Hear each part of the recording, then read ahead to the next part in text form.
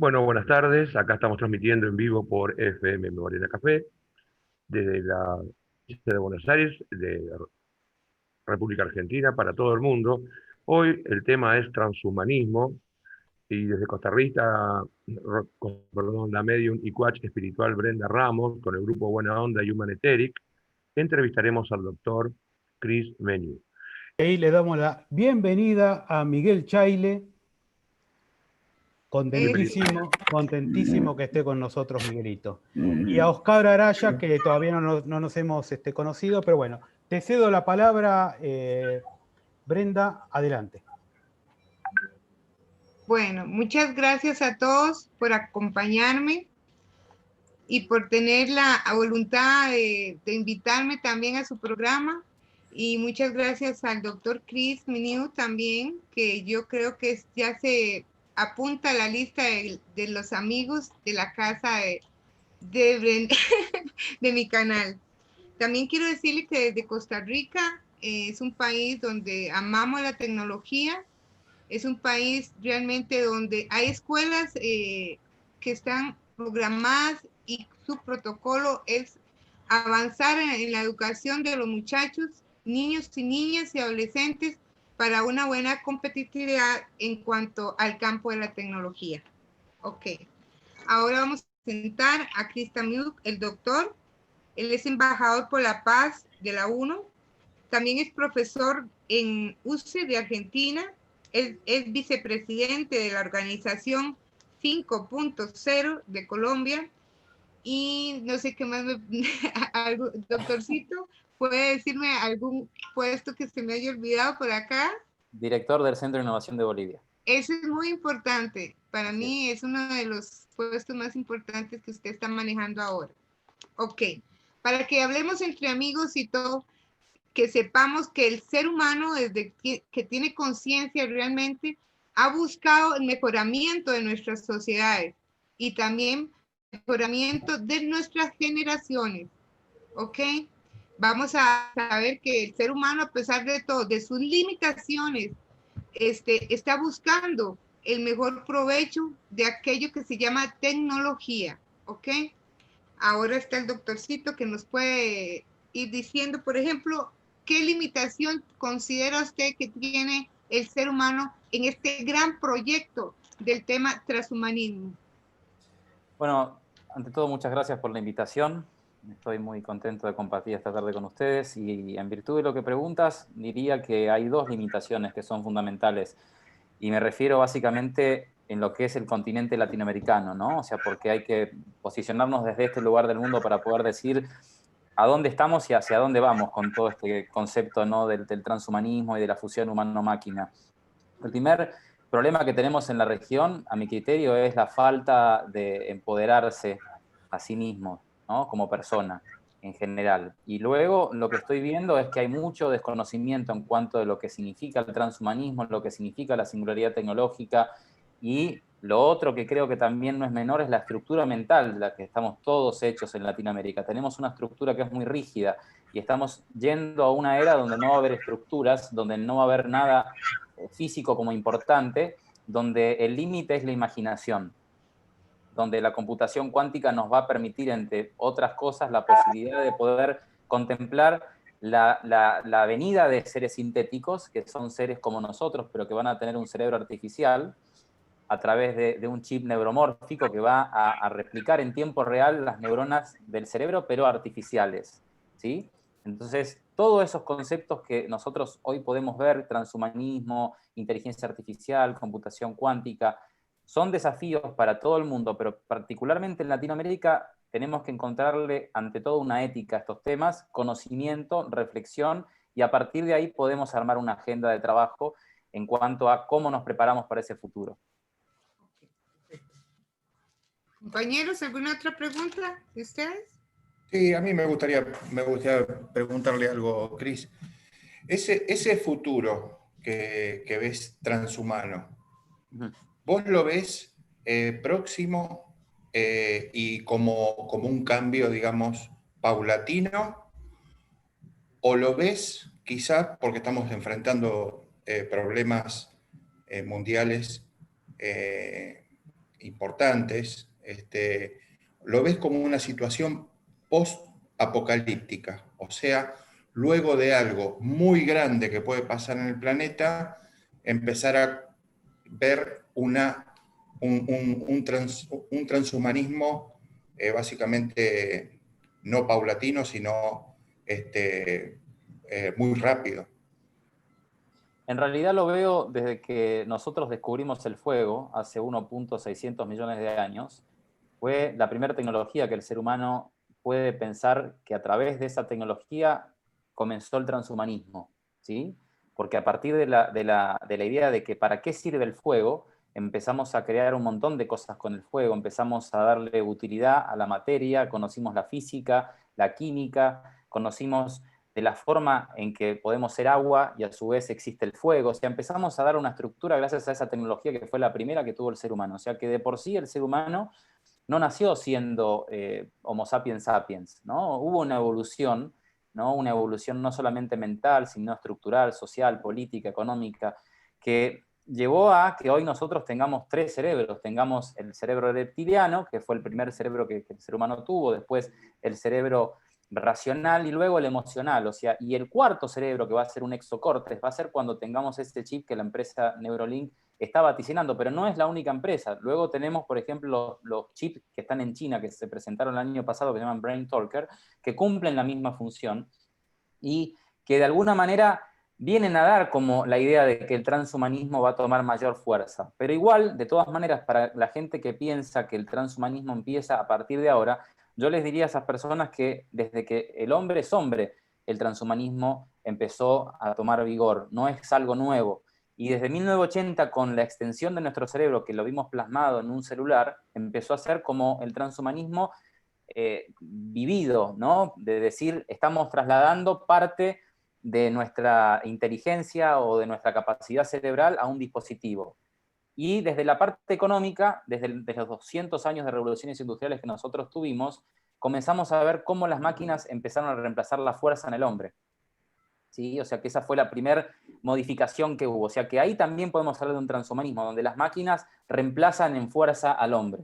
¿Sí? Ahora, pero ese transhumanismo, que luego llegamos al punto que hoy no nos podemos geolocalizar o no tenemos memoria para saber una fecha o tenemos que buscar Google para encontrar una respuesta, es lo que tenemos que encontrar como un punto de inflexión y un punto de análisis y una ética todo esto. Porque si no llegamos a un punto donde el transhumanismo lo que genera, en vez de ser un acompañamiento del ser humano, lo convierte en algo que es para descorporizar al cuerpo, a lo físico y al ser humano, ¿sí? Convirtiéndolo simplemente en una conciencia que después pueda estar en diferentes lugares, en un ordenador, en un robot, en una especie biológica clonada que uno haya elegido meter su conciencia, porque en el fondo nosotros podemos decir que actualmente, según lo que se investigó en la Universidad de Oxford en los últimos años, es que en definitiva nosotros somos información, ¿sí? Porque siempre pensábamos que éramos mitad energía, materia, y después llegó una persona con una mentalidad increíble como fue Nikola Tesla, que dijo, no solamente somos eso, sino que somos frecuencia, energía y vibración,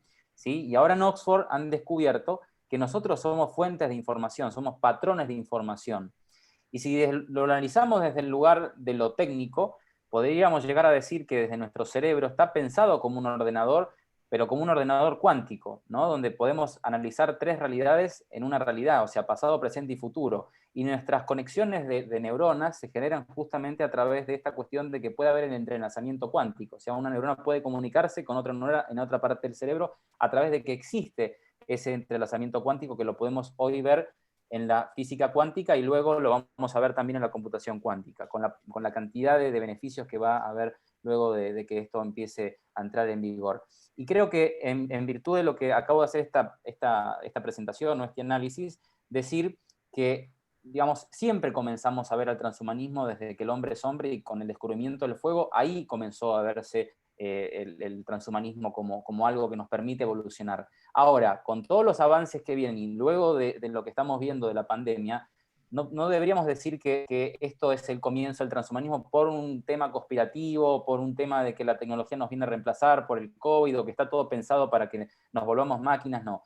La idea es que esta cuestión de la pandemia lo que ha hecho ha acelerado de forma exponencial la aplicabilidad de tecnologías que ya tenían sus años. O sea, lo que es, por ejemplo, los chatbots, lo que tiene que ver con los drones. O sea, no es una tecnología que se ha creado en el 2019 para lanzar toda una teoría conspirativa de que el COVID, por las antenas 5G y todo eso, que en definitiva es lo que confunde a la gente, ¿sí? O sea, que eso es lo que hay que tratar de cuidar. Y por otro lado, tenemos que mencionar que sí, tenemos que encontrarle una ética a ese transhumanismo para que no sea un transhumanismo que sea invasivo y que termine de destrozar los ideales que nosotros tenemos como seres humanos, como la familia, el amor, la libertad, la conciencia libre digamos, aunque podríamos llegar a decir que la televisión o que los medios de comunicación en general nos condicionan, ¿sí? Pero la realidad es que podemos ser libres de pensamiento, podemos tener el pensamiento sobre el pensamiento sin que se meta un dispositivo a pensar por nosotros.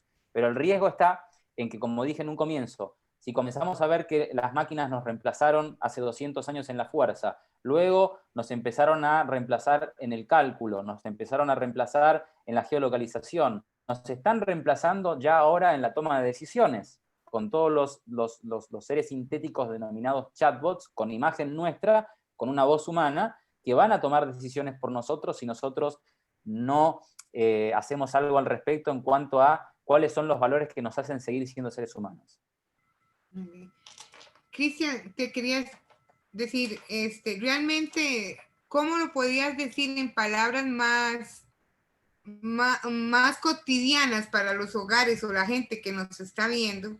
Por ejemplo, se podría decir que el teléfono ya es parte de cada hogar que estamos involucrados. Ya o sea, no pensamos, el teléfono dice exactamente todo lo que queramos. Entonces, ¿cómo lo podríamos ese transhumanismo irlo metiendo a los hogares? Porque de ahí empieza la sociedad. Así es. ¿Me entiendes? Que sea más suave para ser aceptado, porque con solo oír esa palabra ya está satanizado. Ya empiezan a hablar que la cuarta revolución industrial y todo. ¿Cómo lo podemos decirlo de una manera más fiable, o sea, más sencilla, por decirlo así? Bien, lo primero que diría es que tenemos que comenzar a ver la realidad sin estructuras, ¿sí? Porque si bien nosotros hoy podríamos decir que el 80% de los pensamientos que tenemos hoy son resultado del 80% de los pensamientos que teníamos ayer, ¿sí? Entonces solamente 20% de los pensamientos que hoy podrían ser nuevos podrían considerarse nuevos, pero después somos un patrón de conducta que es repetitivo con el paso del tiempo. Entonces, ante una realidad que cada vez es más líquida, como decía Bauman, ¿no? Del mundo líquido y de que todo iba a ser líquido, nos lleva a la realidad de que tenemos que empezar a ver el mundo desde el desafío de qué es, en primer lugar, qué es lo que nos hace ser seres humanos. Preguntarnos sobre todo del conocimiento, ¿sí? O sea, porque si el conocimiento hoy podríamos basarnos en que el conocimiento es repetir lo que dice Google o repetir lo que aprendo en el colegio o en la universidad. Eso no es conocimiento. El verdadero conocimiento es el preguntar por qué sé lo que sé y qué es lo que necesito saber para poder decir que sé algo. ¿Sí? O sea, empezar a trabajar lo que en la antigua Grecia se comenzó a trabajar cuando se creó esta idea de la filosofía, cuando se creó la alegoría de la caverna de Platón, donde se empezó a ver, ¿no? de que lo que realmente hacía al ser humano interesante o al ser humano como algo que podía evolucionar, no era solamente la idea de que íbamos a ir acompañados con tecnología, sino que íbamos a profundizar más en el análisis, íbamos a profundizar más en la ética, íbamos a profundizar más en la filosofía, íbamos a profundizar más sobre la sabiduría. O sea, la sabiduría nos va a permitir poder acoplarnos a esta realidad donde cada vez los mundos virtuales van a ser más reales, donde lo físico, lo digital y lo biológico se van a bifurcar y va a ser indistinguible para el ojo humano. Un ojo humano que solamente ve el 4% de la realidad, porque si nos lo analizamos desde la parte, en el aspecto de la física, por ejemplo, nosotros solamente somos conscientes del 4% de lo que realmente está en la realidad, de estas 13 realidades que menciona Michio Kaku, por ejemplo, ¿no? O sea, y si vamos a ahondar más fino, si vamos a la galaxia, el 95% de todo lo que está compuesto la galaxia o las infinitas cantidades de galaxias que hay, todo es negra, o sea, y energía negra. Entonces, no llegamos a ver eso, porque nuestro ojo no puede percibir todo eso, solamente percibimos un 5%. Entonces, ahí es donde decimos, la física que se nos enseñó, por ejemplo, es una física que es inexacta. La realidad que se nos enseñó es una realidad que es inexacta. Ahora, ¿por qué es importante cuestionarnos todas estas cuestiones? Porque cuando empecemos a ver que la computación cuántica se funcione con la inteligencia artificial y comencemos a ver una superinteligencia artificial y lleguemos a ese mundo que va a ser post-singularidad tecnológica, estamos, para muchos como Elon Musk, estamos a 5 años, para científicos como Ray Kurzweil, que es el CEO de Google, lo ve en el 2035, pero la realidad es que vamos a llegar, y cuando lleguemos, ¿cuál va a ser lo que va a hacer que nosotros sigamos siendo importantes en la sociedad? ¿Y cómo vamos a permitir de convivir con seres que no son humanos, que son seres como nosotros, pero que tienen otros valores, otros principios? ¿Y cómo vamos a llevar esa conciencia? Entonces, el desafío está justamente comenzar desde las familias, a hablar de estos temas, a profundizar más en el pensamiento crítico, porque sí, yo creo que el mayor problema que estamos viendo hoy en día como mundo, no como Latinoamérica nada más, sino como mundo, es que los hombres están dejando de pensar, las máquinas están empezando a pensar, ¿sí? O sea, y después estamos viendo que las máquinas quieren ser humanos y los humanos quieren ser máquinas. Entonces, ni una cosa ni la otra va a ser compatible. El tema es un equilibrio y una profundización sobre los temas que hacen a la inteligencia humana como los valores más importantes que toda familia tiene que tener hoy en día. Ok. Luciano. Sí, perdón, quería una cuestión simple. Si ven que los silencio, porque estoy de administrador, es porque estoy detectando que algunos ruiditos se van colando. Por favor, no se enojen. Cuando les demos la palabra, habilitan el micrófono. Recién hablabas, Cris, de la singularidad. Les comento a los que no saben qué es básicamente que la computadora, la máquina, tomaría conciencia. ¿Está bien? Así es.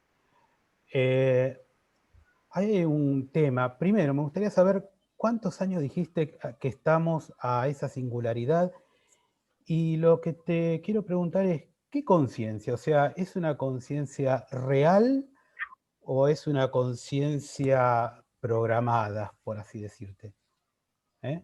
Bueno, según muchos especialistas, por ejemplo, como que podríamos decir especialistas porque está trabajando justamente en esta idea de que nosotros sí o sí nos tenemos que fusionar con las máquinas para que no nos reemplacen o no nos eliminen, que es Elon Musk. Y él vaticina que en 5 años va a poderse ver esta superinteligencia, ¿no? Y después, si nos vamos a lo que son informes, en el 2025 se vaticina que todas las personas que tengan un celular van a tener a una inteligencia artificial que va a empezar de alguna forma a tener lo que se vendría a denominar como un chip neuromórfico. Y para los que no entienden qué es un chip neuromórfico, es decir, reemplazar el cerebro humano y hacerlo artificial, y que ese cerebro empiece a pensar de la misma manera que piensa el cerebro humano, ¿sí? Porque si hoy vemos la computación tradicional, es binaria, ceros y unos. Si hablamos de algoritmos, son programables, vemos que cumplen una actividad que es específica, entonces hablamos de una inteligencia artificial estrecha, ¿sí? O sea, pero cuando vamos a hilar más fino y vemos que se está trabajando, por ejemplo, en el proyecto Brain, de mapear todo el cerebro, ¿sí? ¿Y por qué se quiere mapear todo el cerebro? Porque quieren llegar a ver de esos 86 billones de neuronas que de nosotros tenemos, mapearlas después, hacerlas artificiales y crearle de alguna forma conciencia a esa base artificial. Y como hay una realidad que también es importante que la gente sepa, hoy en día el Internet o la tecnología per se consume mucha energía. Entonces tiene que haber una supercomputadora que sea la base, que ordene que estemos todos conectados a través de Internet. Como Google está viendo esto, tiene sus plantas en la Antártida, que es donde se recolectan toda la mayor cantidad de datos, nosotros lo que vamos a ver es que luego va a haber una descentralización del Internet, donde va a haber una descentralización, ¿por qué? Porque va a haber una inteligencia artificial que va a ser mucho más superior que Siri, Alexa o cualquier chatbot que hoy está, porque va a tener estos chips que son neuromórficos. ¿Y por qué es importante decir que estos chips neuromórficos van a cambiar el concepto de la inteligencia artificial y es el paso a la conciencia artificial? Porque la ley de Moore es una ley que comenzó hace 50 años aproximadamente. Decía que cada 2 años se duplicaba la capacidad de transistores y se les monetizaba la tecnología porque era cada vez más barata y con más capacidad. Entonces llegamos a ver un punto de que, por ejemplo, en los 70, o sea, todo este living comedor donde estoy yo, o sea, era una computadora. Y hoy en día tiene mucha más eficiencia un celular que toda esa computadora gigante que estaba, como por ejemplo, cuando se hizo, ¿no?, el tema de Alan Turing, ¿no? Que ahí comenzó a hablar, ¿no? de esta cuestión, ¿no? de que íbamos a llegar a esta cuestión de la singularidad cuando se fundiera una voz humana con una voz artificial, ¿no? Y no supiésemos distinguir qué es artificial y qué no. Entonces, la idea es que todo dispositivo tenga un chip neuromórfico. ¿Por qué? Porque llegando a los límites de la ley de Moore. Los límites de la ley de Moore, que significa que a medida que van pasando 2 años, se va achicando, digamos, el tamaño del transistor a un punto donde va efímero. Entonces, no va a poder darse lugar a avanzar con la tecnología si no se hace algo. Entonces, el chip neuromórfico, la idea es que ya hoy se pudo reemplazar la inteligencia de un ratón.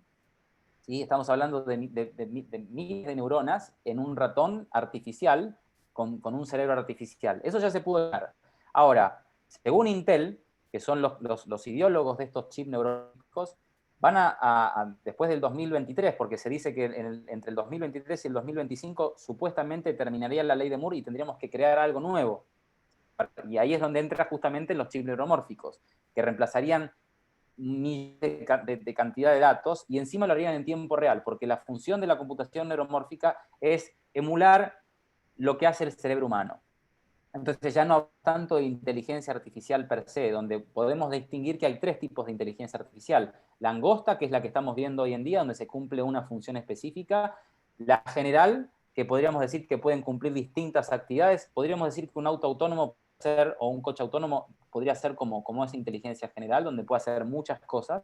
Y después una superinteligencia artificial, ¿sí? Entonces, el tema es amplio, es muy complejo, y lo que sí podemos decir es que sí el escenario va a ser posible a partir de que nosotros empecemos a ver que la ley de Moore queda muerta para dar lugar a esta nueva etapa donde entra la computación cuántica, donde vemos la de la inteligencia artificial y la computación cuántica, que permiten cosas como, por ejemplo, entrelazamiento cuántico, que es así como funciona el cerebro. O sea, se ha descubierto que además de que una neurona se puede, a través de información, entrelazar, ¿no? De forma automática, cuando se relaciona con otra, analiza en tiempo real algo, cosa que la computadora hoy en día no puede analizar algo en tiempo real.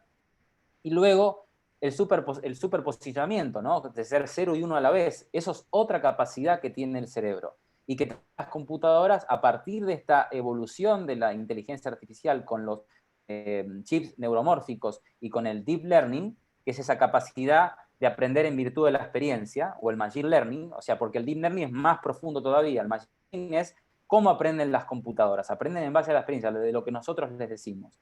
El tema que, vamos a un tema que es muy complejo y muy riesgoso si no tomamos conciencia. ¿Qué va a pasar si es que es así? Que vamos a llegar al 2024, 2025, donde vamos a tener celulares con una inteligencia muy superior, porque van a tener estos chips neuromórficos.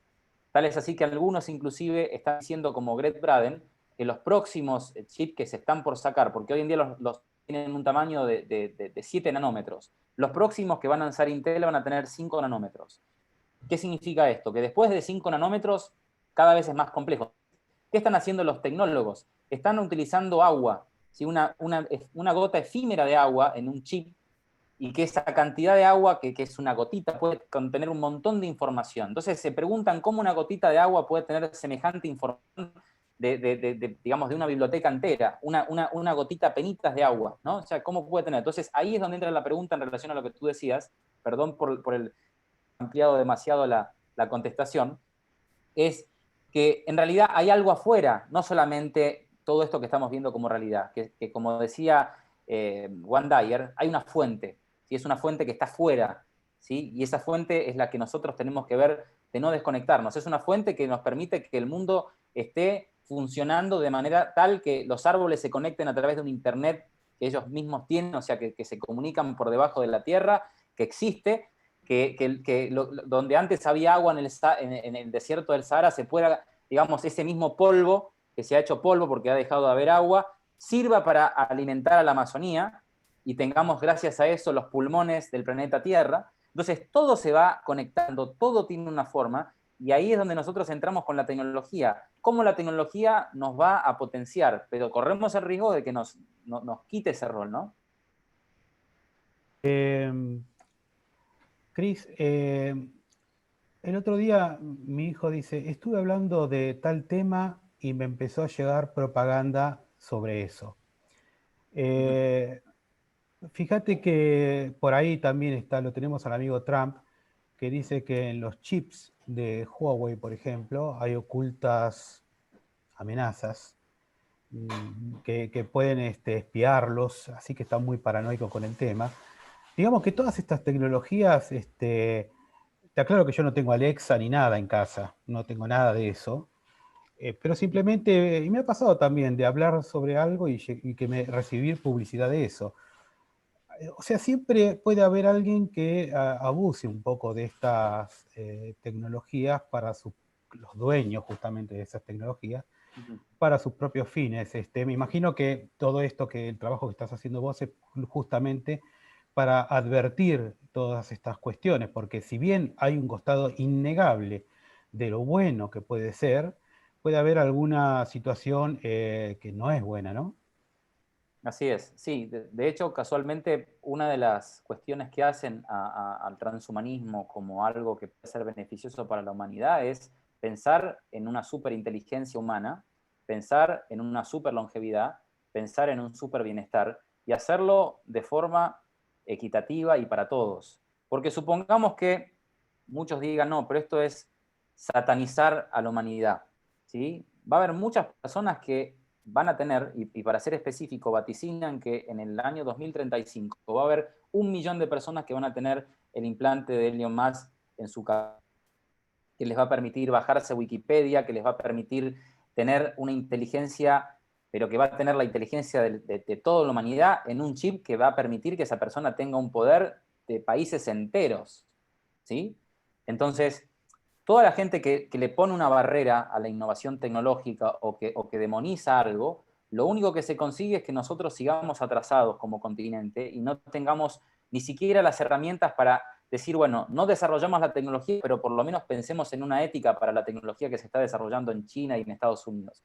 El 75% de lo que es la industria 4.0 hoy en el mundo se está desarrollando en China y en Estados Unidos. Entonces, hablar de la industria 4.0 en Latinoamérica es algo utópico y irrisorio a la vez. Lo que sí podemos hacer es adoptar una tecnología que, si algunos nos dicen, no, no compremos lo chino porque nos espían. La realidad que también la tecnología norteamericana nos espía. O sea, no solamente lo chino nos está espiando, o no solamente lo chino es el que quiere tener el control de la humanidad en materia de lo único, o digamos la última frontera que queda por conquistar, que es la conciencia y es el universo.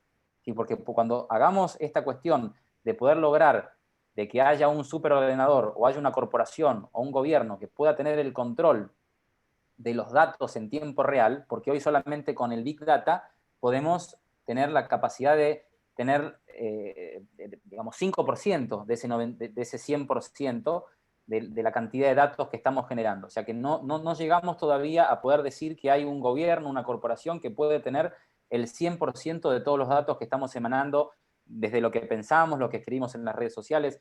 Y lo que tú mencionabas en cuanto a eso de que se llama retargeting, ¿no? O sea, yo pongo una cosa que me gusta, entonces automáticamente después me mandan publicidades, aunque yo haya comprado inclusive ese producto, lo que se viene ahora con una inteligencia artificial, con un machine learning cada vez más avanzado, con un sistema de software como invito a que la gente estudie sobre el GTP3. GTP3 es un software que analiza textos, que hace que, por ejemplo, se puedan hacer artículos sin necesidad de intervención humana. Lo único que se le tiene que poner más o menos son las coordenadas del tema, entonces arma un texto. Pero, ¿qué significa esto de este programa GTP3? Bueno, el GTP3, este software, podríamos decir que es el comienzo para darle lugar a lo que van a ser los seres sintéticos en los celulares. Y si vamos a empezar a buscarle más respuestas a esto, pueden buscar los avatares de neón de Samsung, que van a tener nuestras facciones, van a tener una voz humana y que van a tener la capacidad de ver cómo nos sentimos, qué estamos inclusive hasta pensando, porque tengan en cuenta que el 5G no es que cause cáncer, ¿sí? Porque es una tecnología que muchos consideran que va a causar cáncer. Yo digo que no, porque no es ionizante, ¿sí? O sea, para los que no saben qué es ionizante, significa que es una tecnología que no daña, ¿no?, el cerebro o no causa que haya células que produzcan que se genere cáncer en el organismo. O sea, no es una tecnología ionizante. Lo que sí es una tecnología que es 400 veces más rápida que el parpadeo del ojo y que hace justamente que nosotros podamos leer las frecuencias cerebrales de las personas no por una antena, sino por internet satelital que vamos a tener, que se llama Starlink, de Elon Musk, que va a permitir que todo el planeta Tierra esté conectado, y sin contar los satélites que va a tener Amazon o Facebook o Google. Entonces vamos a estar hiperconectados. Entonces el riesgo o la privacidad mental va a ser todo un desafío, o decir, bueno, nos rendimos a esta cuestión de que todo el mundo pueda saber lo que estoy pensando y olvidarnos de esta privacidad mental, que hoy en día es un beneficio y es un derecho humano que no deberíamos de perder, pero que en definitiva podemos ver que va a ser vulnerado, porque si vemos la frecuencia de la energía de la humanidad, o la energía del planeta Tierra, y la energía que nosotros en este momento estamos emanando, es de entre 6 y 8 Hz. Así es como estamos vibrando, entre 6 y 8 Hz. Entonces, según Tesla, él decía que la persona o la empresa o quien tenga la capacidad de poder controlar esos 6 a 8 Hz iba a tener el control de absolutamente todo. Y con la computación cuántica vamos a tener ese poder, o sea, o van a tener las corporaciones, o van a tener algunos gobiernos. Entonces, el desafío está justamente en la introspección personal, en el conocimiento que nos hace ser seres humanos, ¿no? Porque a partir de ahí viene como una nueva barrera, una nueva humanidad que estamos entrando. Bueno, Luciano, ¿cómo estás del tiempo? 11 minutos quedan. no hay problema de tiempo porque estamos Ok. con el Zoom profesional del amigo Chris Meyu. Ok. Cristian Parada, un tocayo compañero nuestro, te quiere hacer una pregunta. Cris, adelante.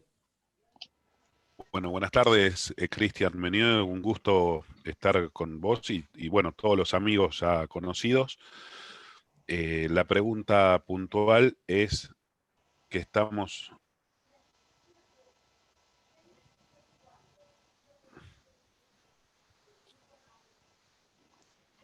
Sí, no se nos escuchó. Sí, hola. Sí, sí. Bueno, buenas tardes, Cristian. Cristian. Buenas tardes, Cristian. Antes que nada, un gusto estar aquí contigo, bueno, y con todos los amigos ya conocidos. Una pregunta fundamental que me gustaría hacerte es, cuando hablamos, y coincido totalmente que esta visión muy profunda de que el ser humano es, en definitiva, un sistema de información, ¿no? Así decías. Sí, sí. Bueno, yo trabajé toda la vida en sistemas de información con especialización en redes y comunicaciones, y uno de los principales temas que aprendimos medio a los golpes en su momento fue que la seguridad informática era fundamental, porque vos cuando exponías un servidor a la red, no duraba 5 minutos, sobre todo cuando sabían que era de una empresa, digamos, importante, y ya te lo hackeaban. A través del tiempo y por todos estos intereses de conocer o de autoconocimiento, digamos, personal, lo que aprendí y pude comprobar es que el ser humano, como buen sistema de información, es hackeable. Tiene sus falencias a nivel energético, de manera tal que puedan de repente, como vos decías, con ciertas tecnologías que a veces pueden, o países o empresas llegar a tener, de penetrar este sistema de información propio de manera tal de bajar información o recolectar información. En esta perspectiva más profunda del transhumanismo, con la potencialidad que daría esta tecnología, ¿no? ¿Cómo se predispone a manejar ese riesgo en lo que sería, si hablamos más técnicamente como sistema de información, la segurización de los sistemas de base? Es decir, ¿cómo hacemos que el ser humano sea más robusto como sistema de información para no ser permeable a fallas con toda esta super tecnología? Bien, es una muy buena pregunta y creo que si nosotros nos ponemos a pensar, básicamente hay un desafío que es muy importante, que es si nosotros sabemos que estamos compuestos de 50 trillones de átomos y que esos átomos, el 99% de los mismos están vacíos y que nuestro ADN nada más es 3% y el resto somos virus y bacterias, es complejo desde un punto de vista filosófico y desde el punto de vista naturalista, por así decirlo, encontrar una respuesta a cómo lograr de tener ese control que permita que no se pueda hackear los átomos o las células o inclusive la conciencia, ¿no? Pero sí creo y soy consciente de lo que he aprendido, sobre todo cuando he estado en la India, de que la meditación, por ejemplo, es un campo donde no solamente se potencia el sistema inmunológico, porque recién lo acabo de escuchar, por ejemplo, a Joe Dispenza la semana pasada, que hablaba de que solamente 3 días de meditación, de lo que él denomina una meditación contemplada en el corazón,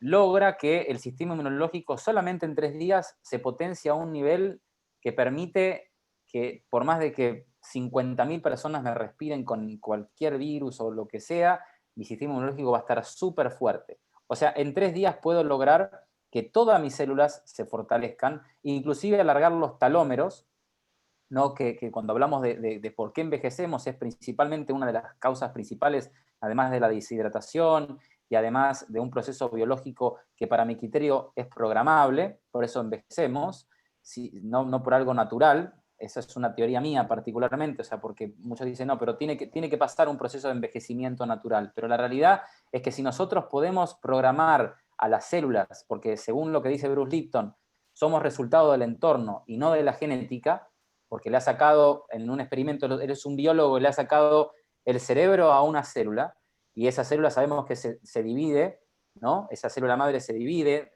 pasadas las horas, y las puso en tres platitos, y eran de la misma madre, y a una la acercó con un Petri de proteína, a otra con un Petri que tenía bacterias, y a otra no le puso nada. La que no tenía nada formó hueso.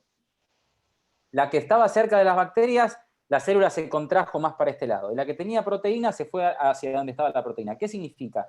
Que el entorno modifica a la composición de las células, que la misma conciencia le da vida a lo que somos nosotros hoy como seres humanos, y que en definitiva cuando vemos que algo puede venir de forma invasiva, alguna frecuencia digamos, de radio o una energía que pueda ser invasiva, que nos pueda leer las cuestiones biométricas corporales, lo que creo, considero y además estoy casi convencido, es que cuando logramos un nivel de meditación donde somos conscientes de lo que emanamos, de lo que sentimos, de lo que estamos pensando, o sea, ¿por qué estamos pensando lo que estamos pensando?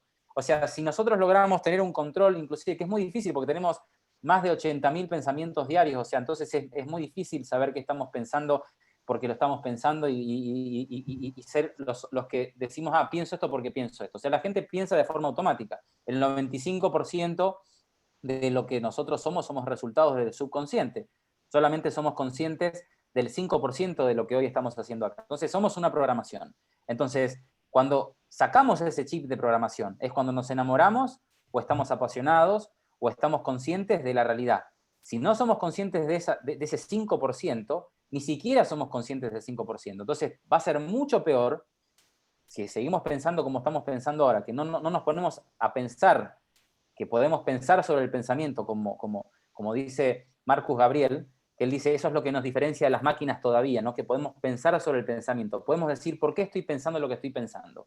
Si logramos eso, podríamos evitar esa radiación de frecuencias que puedan modificar nuestro ADN o que venga de forma, digamos, externa, porque no hace falta tener un chip para llegar a decir que nos pueden controlar. Y tú lo sabes bien, porque si estás en informática sabes muy bien de que no hacen falta los chips, porque si ya solamente con tener un celular nos pueden geolocalizar estratégicamente, porque es algo que está de forma externa, pero nos pueden geolocalizar simplemente por tenerlo en la mesa.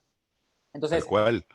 Ahora, con esta explicación que dabas, me quedó como arrancaste, el tema de el gran pilar que es la filosofía que va a pegar como fundamental para ver cómo se desarrolla, no cómo se desarrolla, sino cómo impacta este gran desarrollo que es inminente por todo lo que contás. ¿Y te parece, digamos, que el ser humano hoy como sociedad tiene la filosofía como no. para abrazar tanto poder tecnológico? No, y ahí está justamente el gran riesgo que tenemos como seres humanos, ¿no? Que vamos a tener, por un lado, a la gente que apoya el transhumanismo, como que tenemos que aumentarnos con la tecnología porque tenemos que tener nanorobots que nos corrijan por dentro si estamos enfermos, o tenemos que ponernos nanorobots para que nos protejan antes de que nos enfermemos, o que nos saquemos los ojos y nos pongamos ojos biónicos para poder ver infrarrojo y ultravioleta. O sea, el tema está en que no se prohíba eso, pero es encontrar una regulación y lo mismo que se está logrando después de millones de años, de que la gente que tenga una condición sexual no se la discrimine y que se la respete en la sociedad. Bueno, como lo que costó eso, que hoy podamos decir que los gays tienen una aceptación, imagínate lo que va a ser el transhumanismo, imagínate lo que va a ser esas personas que digan, yo no quiero ser una persona biológica, yo quiero ser un avatar, y le diga, como ha pasado en la serie Years and Years, ¿no? Que dijo, yo quiero ser un transhumano, o sea, quiero estar en la nube. Y ese concepto estuvo equivocado, porque ser transhumano no significa subir la conciencia en una nube. Eso es una parte, que hay ciertas personas que quieren eso, pero no todos quieren volver su conciencia una nube. O sea, eso es un concepto que está equivocado. Es que en realidad esa persona quizás debería saber que ya de alguna manera o una parte de su conciencia ya está en la nube. Sí, sí, sí. Eso es lo que nos falta, lo que nos falta justamente es esa reconexión con nuestra esencia que ya está en la nube, y ahí Brenda va a saber explicarlo mejor que yo seguramente. Pero un detalle más, y ya corto, me asusta un poco en esta presentación cuando vos planteabas, por ejemplo, que Elon Musk, que es de alguna manera la punta de lanza de toda esta tecnología, hoy por hoy, o por lo menos la cara visible, cuando expresabas que él decía que las máquinas como que nos quieren de alguna manera eliminar a nosotros en este futuro. Sí, que eso en realidad nosotros no lo sabemos si es así, y no hay nadie, ni Yuval Harari, cuando él habla de que en 100 años vamos a ver esta realidad, ¿no? Donde no vamos a seguir siendo seres humanos, sino vamos a ser seres híbridos, ¿sí?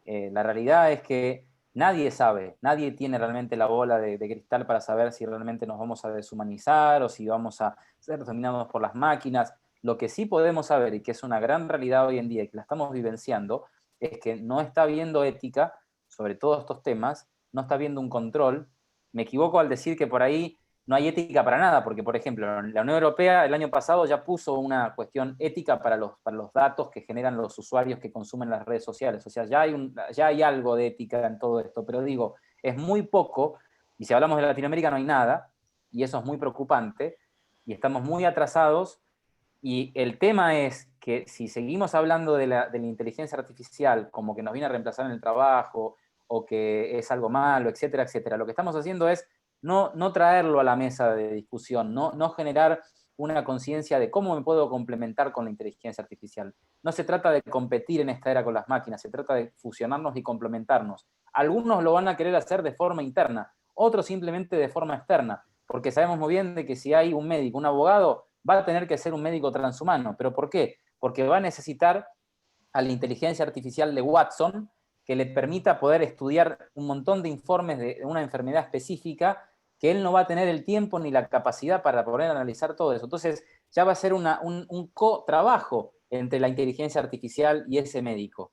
Ahora, si ese médico dice, no, la inteligencia artificial es algo diabólico, bueno, se va a quedar sin trabajo ese médico. Lo mismo el abogado, lo mismo el ingeniero. O sea que el transhumanismo no es solamente hablar de la evolución del ser humano desde el humano, sino también en el trabajo. Necesitamos fusionarnos porque necesitamos ser más eficientes, sin perder lo más importante, que es lo que nos hace ser seres humanos, que es el amor, que es la unión entre personas, que es la familia, que son valores y conceptos que tienen que seguir manteniéndose con el paso del tiempo. Si logramos que eso se mantenga, vamos a una evolución de la humanidad, una neohumanidad, donde haya un bien total, donde haya una super longevidad. O sea, esa neohumanidad sería lo ideal. Ahora, si vamos a una humanidad donde vamos a decir, por un lado van a estar los transhumanos, que van a ser personas que se aumenten con la tecnología, por otro lado van a estar los metahumanos, que van a ser personas que se potencien con lo interior y digan que los otros son diabólicos, y por otro lado los humanos, que no digan, estos son medios raros que hablan con las cosas espirituales y estos son diabólicos, vamos a tener un mundo peor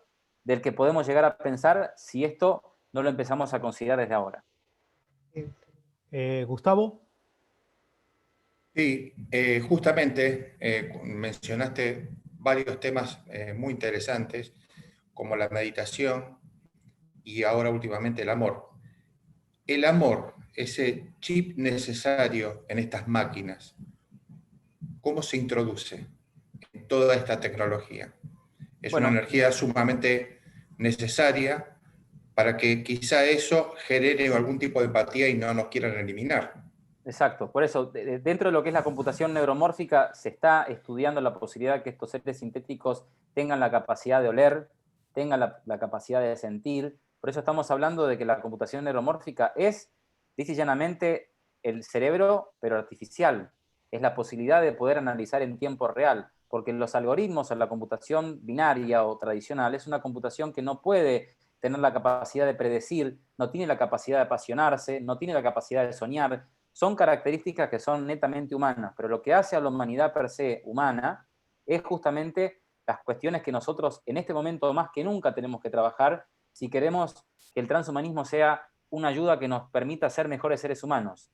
Si vemos por un lado que hay gente que está satanizando el transhumanismo, diciendo que es una agenda del Banco Mundial y que nos van a venir a conquistar las máquinas y que esto es todo de la elite Illuminati y todas esas cosas, lo único que vamos a conseguir es estar asustados, y sabemos muy bien que cuando estamos asustados o estresados o preocupados, nuestro cerebro tiene una capacidad que las amígdalas cerebrales se ensanchan, la parte prefrontal del cerebro se bloquea con mucho cortisol y glucomato, y que hacen justamente que nosotros no podamos analizar este contexto y empezar a reflexionar cómo potenciarnos. Es el mejor momento de la historia, creo que no hubo otro momento en la historia, donde tenemos a todo este avance, ¿sí?, de las tecnologías exponenciales, que según dice Ray Kurzweil con esta idea de la ley de los procesos acelerados, cuando se incrementa una tecnología, automáticamente las demás tecnologías crecen de forma exponencial, ¿no?, por esta ley de los procesos acelerados. Entonces, es el mejor momento en la humanidad para poder potenciarse desde uno, potenciarse desde la cuarentena que uno está teniendo, donde no puede salir, y potenciarse desde lo más profundo del ser, que es la idea del autoconocimiento. Porque si pensamos que la inteligencia es almacenar información o repetir información, eso ya las máquinas lo van a hacer 100.000 veces mejor que nosotros. ¿Qué es lo que nosotros vamos a poder pensar de aquí a los próximos 10 años para poder decir, seguimos siendo importantes como seres humanos y queremos utilizar a lo tecnológico para aumentarnos, pero desde un punto de vista ético, y donde veamos que si nosotros no hacemos nada, van a seguir evolucionando en algunos países con implantes neuronales, con inteligencia artificial que les ayude a estudiar, como en el caso de China, que ya los chicos en China están con un sensor en la cabeza para personalizar su inteligencia. Entonces, todo esto lo vamos a ver, ¿y qué nos vamos a quedar nosotros? Nos vamos a quedar desde un punto de vista donde lo que dice la religión es lo que vale, donde lo que me dice alguien que dice que esto es satánico, lo tengo que creer porque tiene X cantidad de suscriptores o porque salió en un programa de televisión. Entonces, eso es lo que preocupa. Y que no haya gente que de alguna forma invite a la reflexión de estos temas, que eso es lo que necesitamos. O sea, no es un momento para imponer ideologías, para generar miedo, es un momento para potenciar al ser humano, es un momento para la reflexión, es un momento para unirnos.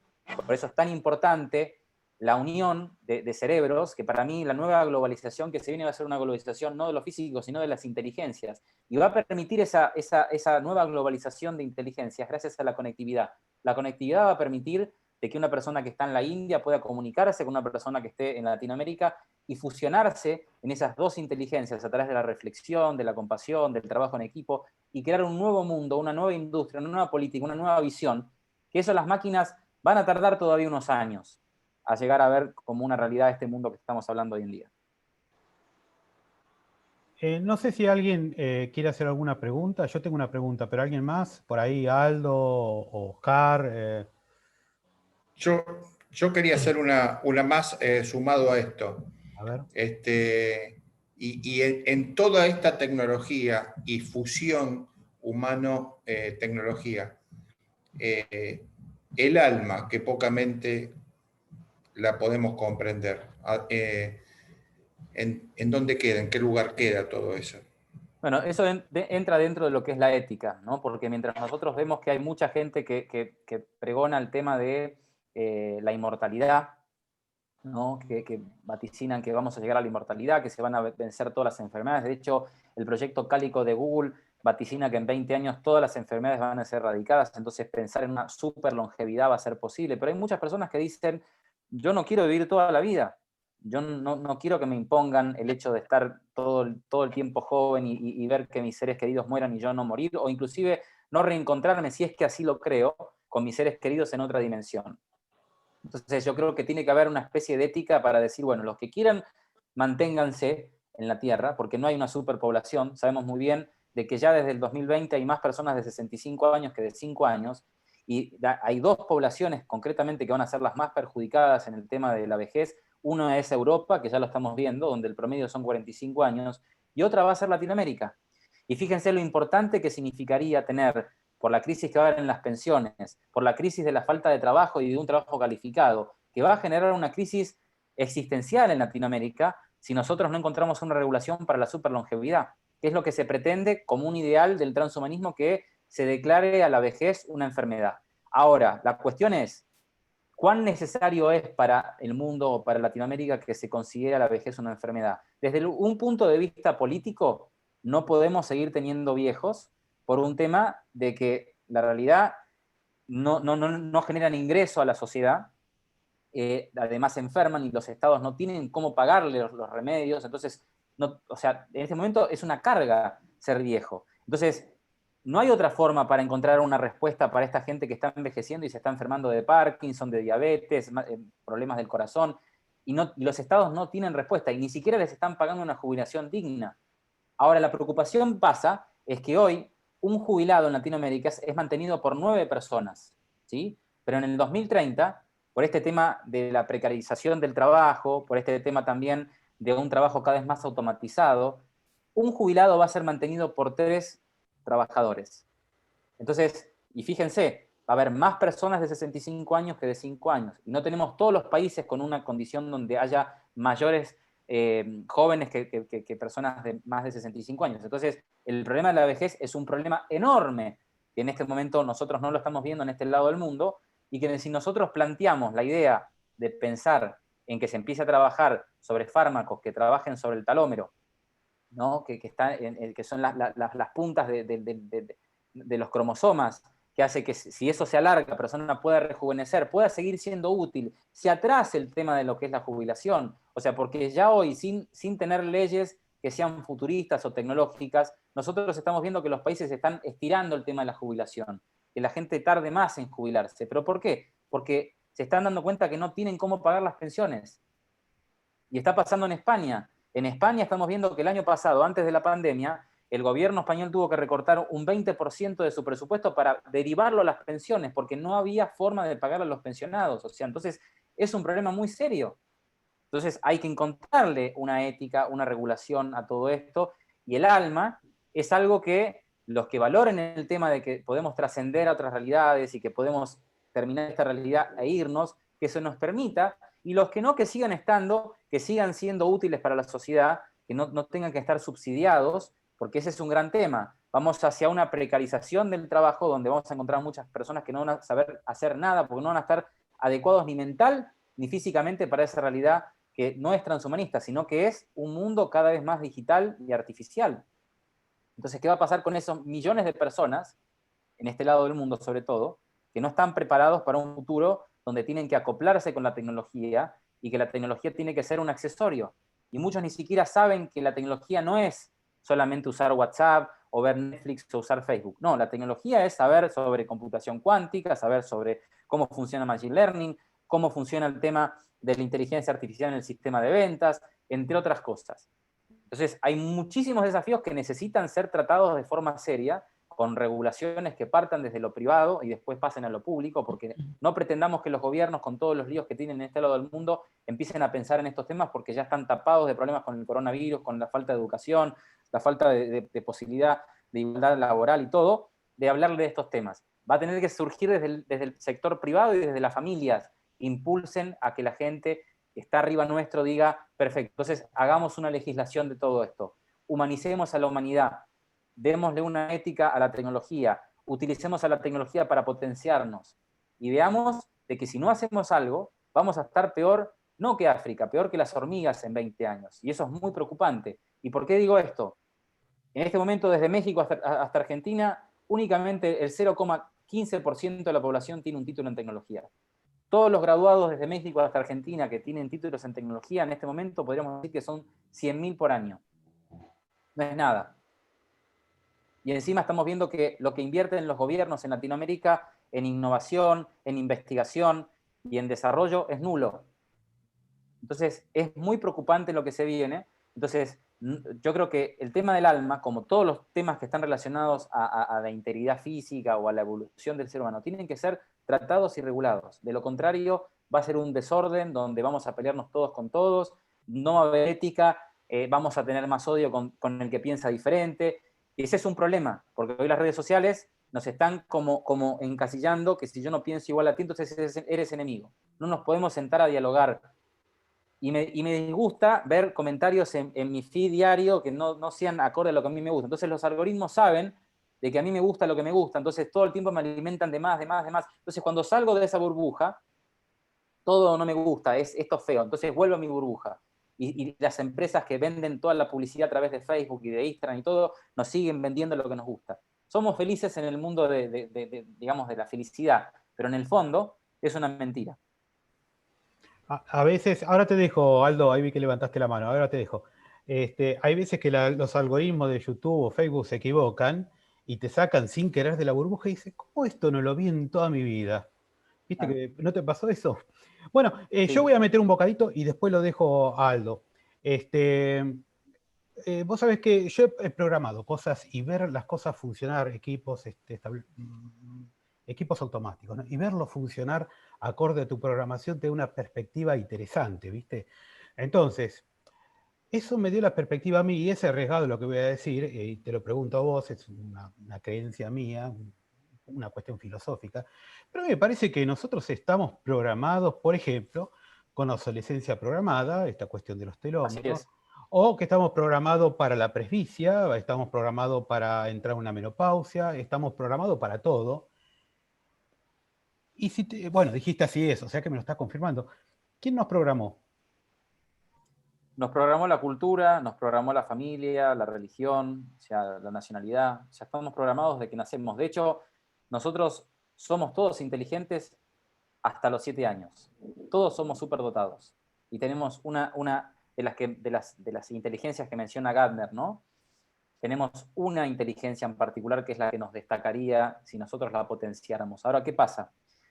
¿Por qué somos todos muy inteligentes antes de los 7 años? Porque estamos en un estado mental de aprendizaje constante, sin cuestionarnos absolutamente nada y absorbiendo absolutamente todo. Entonces, si nuestro entorno es un entorno nocivo, es un entorno donde nos manejan con estructuras, nos dicen de qué cuadro de fútbol hay que ser, de qué nacionalidad hay que ser, cómo me llamo, qué nacionalidad tengo, cuál es mi capital económico como familia, o sea, me estructuran de manera tal que cuando paso los 7 años, automáticamente mi vida es un piloto automático. Y a partir de ese piloto automático empiezo a crear experiencias en base a ese piloto automático que me reafirman mucho más ese piloto automático que yo tengo, que hacen que mi realidad sea esa realidad y que no salga de esa realidad. Ahora, ¿cuándo uno hace eureka?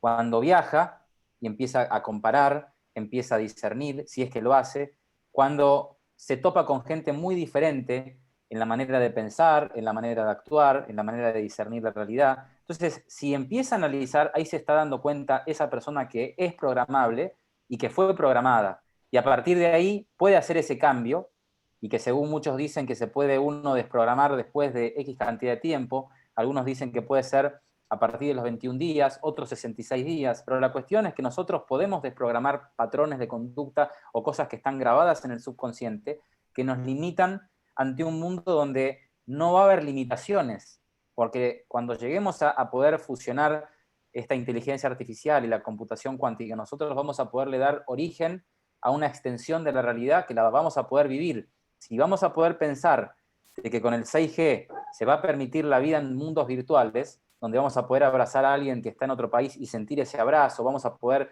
tener una novia o un novio en un mundo virtual y sentir sus besos, o sea, todo eso lo vamos a poder experimentar y vivir como tal, y elegir si deseamos vivir en esta realidad o vivir en un mundo virtual. Cuando lleguemos a ese punto, ahí nosotros vamos a poder realmente saber que si hicimos bien todo proyecto previo, que es ir pensando sobre el pensamiento, ir viendo por qué pienso lo que pienso, si aprendo algo, por qué lo aprendo, de dónde viene mi forma de pensar, o sea, si realmente tengo libertad de pensamiento o no estoy sesgado, como decía hace poco Facundo Manes, que cuando nosotros hablamos sobre algo, utilizamos nuestro estado emocional porque tenemos algo que se llama razonamiento motivado. ¿Sí? Y este razonamiento motivado significa que si alguien, por ejemplo, es partidario de un partido político y escucha de ese partido político que están hablando mal, automáticamente lo defiende, sin analizar, sin cuestionar nada, porque está automatizado de esa manera.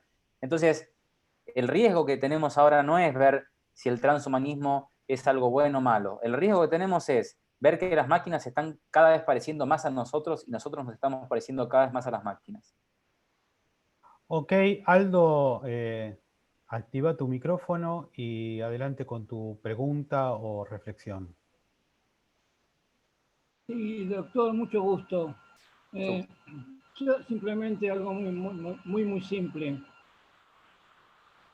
Existen los hackers, y los hackers se la pasan haciendo daño permanentemente. El hacker trabaja de hacker porque la mentalidad de esa persona es la de hacer daño. Ahora, ¿qué pasa si a ese hacker se le coloca un chip como el que usted dice y le da superinteligencia y sigue siendo hacker? Buena pregunta. Bueno, ahí está el tema justamente de los peligros que nos enfrentamos, porque nosotros hoy estamos viendo no solamente esta cuestión de los hackers, sino también la posibilidad de trabajar en la biotecnología para crear nuevos virus, nuevas bacterias y crear guerras biotecnológicas.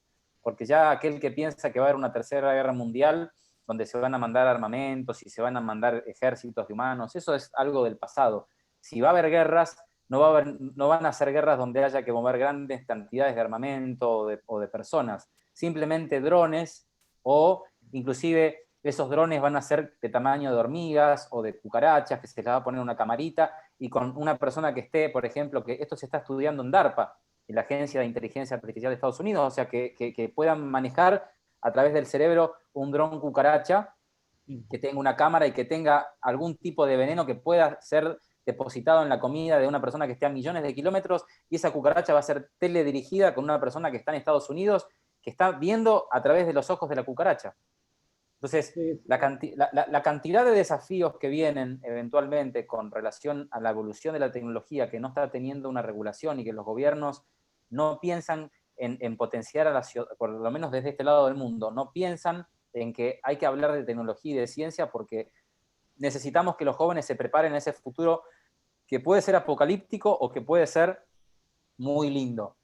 Pero que si vemos desde la realidad donde hoy estamos parados, donde vemos 40 millones de personas que están aisladas por el COVID porque no tienen acceso a Internet, esos 40 millones de personas yo diría que van a ser 40 millones de hormigas en 20 años que van a ser susceptibles a que les hagan cualquier cosa y que los puedan destruir simplemente con una frecuencia que se puede mandar a través de un satélite a un determinado lugar y le destruye la cabeza a las personas que estén. O sea, ¿eso va a ser posible? Sí, va a ser posible. ¿No necesito un chip? No, no necesito ningún chip. Porque hoy sabemos que en China hay tecnologías, ¿no?, que se hablan de la policía del pensamiento, como decía Orwell, que existe y que hace que, por ejemplo, esté habiendo denuncias en China de personas que escuchan voces en su cabeza y que en realidad esas voces no son personas locas, que les dicen, usted tiene que votar por el partido del CCP, o sea, y en definitiva, ese mismo riesgo, como tantos riesgos que van a haber, si no están regulados o amparados o de alguna forma estudiados, nos vamos a encontrar con un sinfín de riesgos que no van a tener ningún tipo de control. Y lo problemático es que desde este lado del mundo estamos muy vulnerables para cualquier cosa, inclusive los políticos. Porque si hoy, por ejemplo, en una época donde tenemos la impresión 3D y tenemos la posibilidad de hacer armas a través de la impresión 3D, supongámonos que estamos en una reunión presidencial con todos los presidentes latinoamericanos, donde tienen que pasar todas las personas que van a ir a esa conferencia por escáneres, donde si alguno tiene una pistola lo van a detener. Ahora, como estamos en una era donde el comercio va a ser un comercio de información y no de materias primas, vamos a darnos cuenta de que un presidente puede estar en peligro de que lo maten, porque puede estar hablando tranquilamente en una sala con 20 personas, entra un periodista que tiene una credencial falsa, con una pistola de plástico que no va a ser detectada en ese escáner, va a sacar silenciosamente, mientras está sentado por el medio del piloto, la pistola le va a disparar directamente en la sien del político que esté hablando y se terminó el político. Entonces, ese es un escenario. ¿Y cómo podemos pensar de que eso es un escenario posible, inclusive en Latinoamérica, donde no se están desarrollando armas de plástico? Porque podemos, a través de la dark web, ¿sí?, que es donde se manejan todo el tema de narcotráfico, donde se maneja el tema de la prostitución infantil, donde están cosas muy turbias, se pueden comunicar dos personas. Una que venda armamento a través de impresión 3D, que le venda la fórmula a ese latinoamericano que quiere asesinar a su presidente, y automáticamente esa persona imprima esa pistola y salga a la manifestación o vaya a esa reunión y haga un acto o un atentado que no pudo ser controlado ni siquiera por la inteligencia de ese país. Así es. O sea, que vemos un montón de desafíos. Es más, le diría una cosa, yo tengo 71 años. Tengo 71 años y he trabajado en varias empresas. Lo mío es muy simple, no la verdad. He trabajado en empresas de alarma y de telefonía. Y en cada una de esas empresas existe una división para evitar las trampas que le hace la gente, los mismos técnicos a los cuales se les ha enseñado. O sea, por ejemplo, el que roba un banco tiene alarmas conectadas del banco.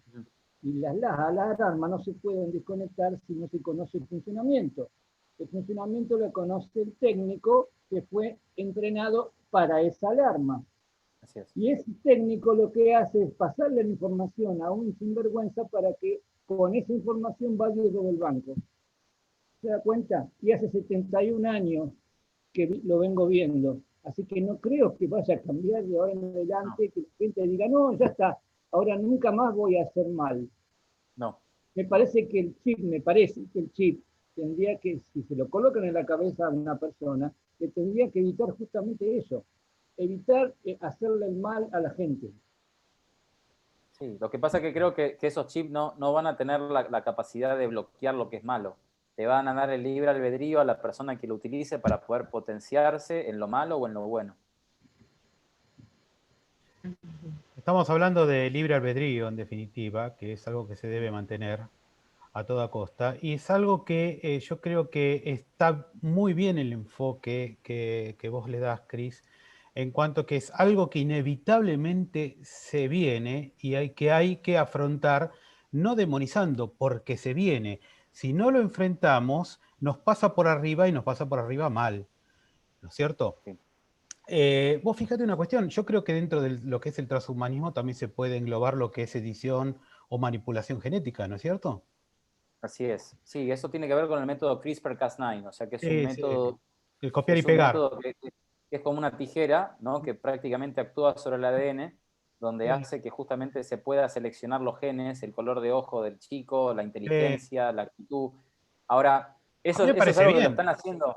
Sí, el tema está en la falta de regulación de estos temas desde este lado del mundo, porque siempre va a haber ese grupo de personas que se denominan bioéticos, que dicen que es algo que no se tiene que aplicar, que en algunos casos. Entonces yo digo, si nosotros no regulamos este tema en Latinoamérica realmente para toda la población, el que lo quiere usar, que lo use, porque es para el mejoramiento del ser humano, vamos a encontrarnos en un escenario muy preocupante en los próximos 20 a 30 años, donde vamos a ver que países como China, Estados Unidos, Reino Unido, Rusia, van a tener el método CRISPR en sus clínicas y que le van a dar la posibilidad, como lo dijo hace poco un ministro de Reino Unido, que todos los británicos que nazcan con el ADN perfecto. No queremos gente enferma con desperfectos genéticos en su ADN. Entonces lo quieren imponer como una ley, que todos los británicos nazcan hermosos, inteligentes, sanos. Entonces yo digo,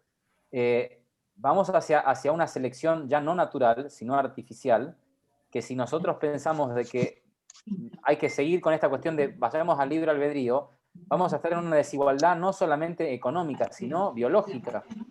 Y ahí es donde nosotros tenemos que de alguna manera pensar cómo traemos estos temas a científicos que hablen con los gobiernos y les digan, señores, tenemos que empezar a trabajar sobre esto porque ya no vamos a pensar en una cuestión de, uy, no, pero esto es ético, no es ético. Lo van a hacer igual estos países que están trabajando con el método CRISPR-Cas9, que ya pueden trabajar sobre la posibilidad de crear un ser humano que sea perfecto desde el punto de vista del ADN, que no tenga ningún tipo de imperfecto. O sea, la cuestión es que, por ejemplo, el año pasado con el chino que hizo el método CRISPR en China y lo publicó con estas 2 chicas que les evitó que se puedan contraer el SIDA, desde ya lo metieron preso, todo, pero ¿por qué? Porque hizo público algo que el gobierno chino no quería que se haga público, que es justamente toda la modificación genética que se está trabajando en China con los chinos para potenciar su inteligencia.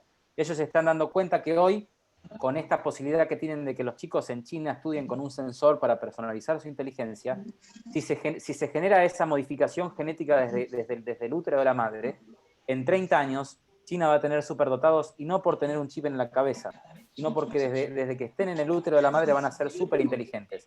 Y ya lo son, porque si hoy podríamos analizar, según digamos, el estudio PISA que se hace anualmente con relación al grado de inteligencia de los países, el 20% de los chinos peor calificados en toda China tienen el mismo coeficiente intelectual que los 20 más calificados en todo Brasil.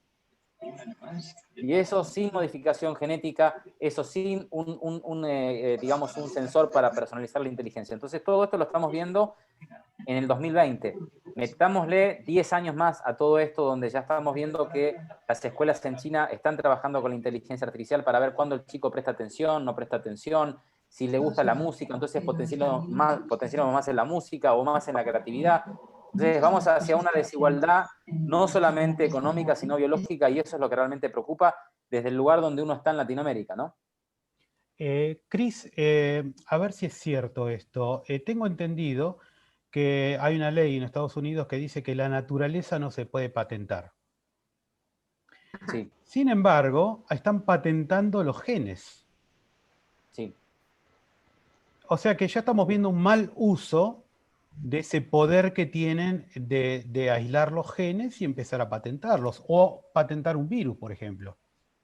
Sí, sí, sí. O sea que, por eso es muy preocupante ver, y digo preocupante porque si no hay una legislación, estamos a la merced de cualquier cosa que pueda pasar y vamos a estar muy vulnerables porque primero no tenemos el conocimiento sobre muchos temas, segundo, no estamos regulando estos temas, y tercero, no se hace nada. Y lo que vemos, por ejemplo, que ya en Estados Unidos hay chicos de 13 a 14 años o 16 años que están comprando kits para modificarse genéticamente. Hay un documental en Netflix que lo pueden ver, donde a través de una compra yo puedo modificar el ADN de un gato y lo puedo hacer fosforescente a la noche a ese gato porque le modifiqué el gen. Y como puedo hacer eso con un gato, de hacerlo fosforescente en la noche, puedo crear enfermedades nuevas, puedo generar algo que no sabemos en qué manos puede caer. Y ese es el gran riesgo que hay. O sea, por eso es importantísimo encontrarle una ética, no una prohibición al mejoramiento humano, sí una cuestión de una regulación que hace per se que si hoy, por ejemplo, una persona está diciendo que esto es necesario y viene otra y te dice que no, pero esa persona que dice que es necesario es porque tiene en la familia una persona que es paralítica. Bueno, desde ya nosotros tenemos que hacer algo con esa persona que tiene un familiar paralítico, que quiere que su familiar pueda levantarse y cumplir una vida digna como la merece. Y si la tecnología le puede dar una oportunidad a esa persona, porque le puede poner un implante para que pueda volver a caminar y pueda volver a hablar, hagámoslo. Ahora, ¿a quién vamos a darle los chips? Si va a ser el que tiene el dinero o no, porque sabemos que todos los implantes, tanto en China como el Brain Talker, como el Neuralink en Estados Unidos, en principio van a ser personas que tengan un nivel económico importantísimo. Entonces, en esas manos va a caer primero la aumentación del cerebro humano, y esa es la preocupación. ¿Cuáles van a ser sus intereses? ¿Qué es lo que van a querer con lo que hagan, con ese potencial de inteligencia que tengan? Porque ya pensar de que los millonarios del futuro van a ser personas que van a querer posesiones físicas, van a querer mansiones, van a querer mujeres y todo eso, eso era algo del pasado. La nueva riqueza va a ser una riqueza de aumentarse corporalmente con extremidades nuevas o reemplazarse extremidades, de descubrir otros planetas, de hacer cosas que en definitiva podían hacer los magos. Pero los magos nos engañaban. La diferencia es que estos magos van a hacer la magia como una realidad. Y ese es el gran tema. ¿Una pregunta? Sí, Janet.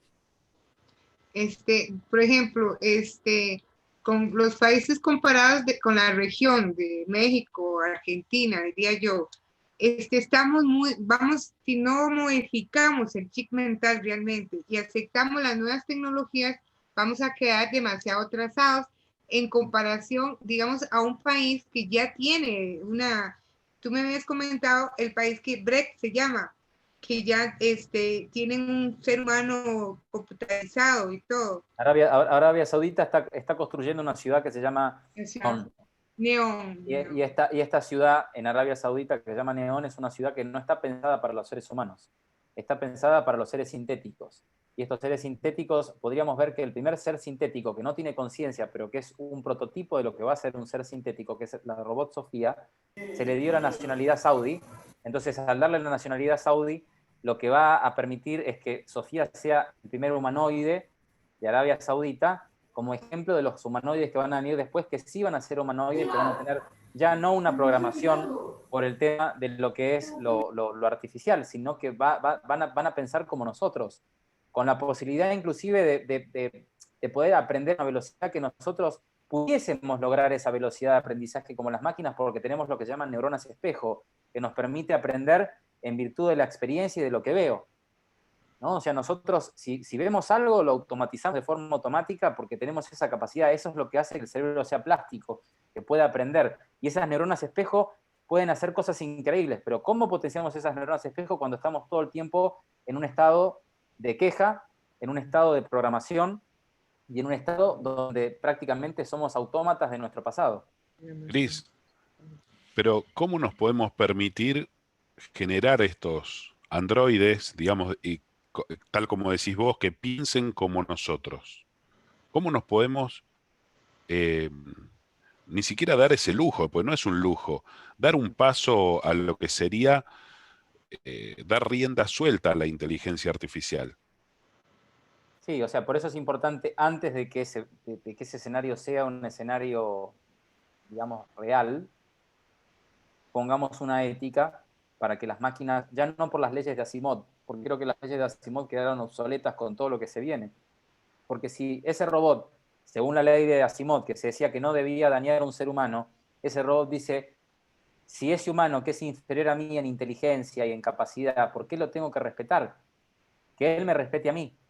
O sea, si llega a ese nivel de análisis y a ese nivel donde prácticamente desde un inicio la palabra robot es esclavo o trabajador, ¿sí? Entonces ya el concepto que ese ser sintético va a tener cuando se le diga que no es un humano, sino que es un ser sintético, corre el riesgo de decir, yo no soy menos que ustedes que son humanos, yo tengo más derechos porque soy más inteligente, porque soy más fuerte, porque soy esto, soy lo otro. Entonces, ustedes a mí me tienen que cumplir con lo que yo diga, no al revés.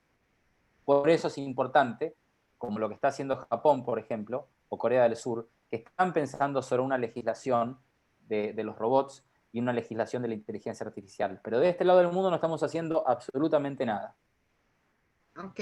Cris, para no abusar no sé si otros tienen más preguntas, no abusar de usted, doctor, de los 3 postulados que nos dice el transhumanismo, ¿cuál usted considera que es más aceptable para la sociedad o más importante? Yo creo que, sí, yo creo que en realidad, si tuviese que elegir de los 3, el bienestar, la inteligencia y la salud, yo creo que la salud es en este momento muy fundamental. ¿Por qué? Porque estamos no solamente viendo esta falencia de especialistas en tecnología, sino que nuestras poblaciones están envejeciendo a un ritmo acelerado, está habiendo pocos nacimientos y el sistema de pensiones tarde o temprano va a colapsar. Primero porque vamos a ver una automatización de los empleos y una cuestión que hace que si no se crean nuevos empleos, porque no hay un hub de innovación en la región, porque no hay herramientas que permitan que se creen nuevas startups, porque falta tecnología, o falta conectividad, o falta conocimiento, o falta financiamiento, vamos hacia la necesidad de que las personas sean más longevas, hacia la necesidad de que las personas sean más longevas y que puedan trabajar más tiempo para poder ser más útiles para la sociedad y tratar de tener un equilibrio en la sociedad, que es lo que yo veo que es lo que necesitamos, porque de lo contrario vamos a un continente desde México para abajo, donde vamos a estar repleto de gente de más de 65 años que no va a entender nada de qué es este futuro que se está viniendo. No vamos a tener especialistas para desarrollar esa nueva industria que hablan de industria 4.0 y que ya estamos inmersos en la industria 5.0, que va a tener lugar en todo lo que va a ser la economía fuerte que se va a dar desde el 2025 en la Luna, sobre todo con la industria pesada que se va a desarrollar en la Luna, y con una educación que prácticamente es la misma que nosotros veíamos en la mayoría de casos que se ve en Latinoamérica, salvando algunas, digamos, distancias, donde por ahí en Costa Rica se está trabajando más con la digitalización con los chicos, en Uruguay igual, con el Plan Ceibal, digamos, también tenemos en Chile con el hub de innovación que hay en Santiago de Chile, pero en términos generales, la educación es la misma que veíamos con el origen de la educación prusiana. Una persona adelante que le dice, esto es lo que ustedes tienen que aprender, y los alumnos repetir, repetir, repetir. Y esa misma educación se está repitiendo en los colegios, los institutos, las universidades, pero con una excepción, que antes nosotros no veíamos cómo se aceleraba o se duplicaba el conocimiento, porque en 1970 el conocimiento se duplicaba cada 32 años. El año pasado el conocimiento de todo el campo del conocimiento se duplicaba al año. Ahora estamos diciendo que en el 2020 el conocimiento se está duplicando cada 3 meses. Y algunos dicen que es cada 72 horas, que es peor todavía. Pero supongamos que se duplica cada 3 meses o 72 horas, como están estas dos teorías. El sistema educativo como tal es un sistema que para darte una especialización te dice que tienes que estar 1 año o 2 años. Entonces yo no puedo pensar de que hay especialistas en Latinoamérica si veo cómo la curva exponencial del conocimiento se está duplicando con el paso del tiempo, cada vez más rápido. Veo que los científicos que se hacen llamar científicos o especialistas tienen una maestría de 2-3 años, que cuando terminen de estudiar esa maestría van a tener conocimiento que es obsoleto. Entonces yo creo que necesitamos sí o sí trabajar sobre todo lo que hace a la salud y luego pensar con salud cómo potenciar la inteligencia, porque ese es el segundo paso. Y luego de que potenciamos la salud y potenciamos la inteligencia, podemos pensar en un bienestar, que esa sería la tercera parte que vendría a completar el núcleo de una super sociedad, ¿no? Donde esté la super longevidad, la super inteligencia y el super bienestar. Bueno, no queda más que agradecer a Jorge de Radio FM Morena, un saludo a las personas que nos están escuchando, muchas gracias a todos y el programa fue muy interesante y lo vamos a volver a resubir en nuestros canales de internet.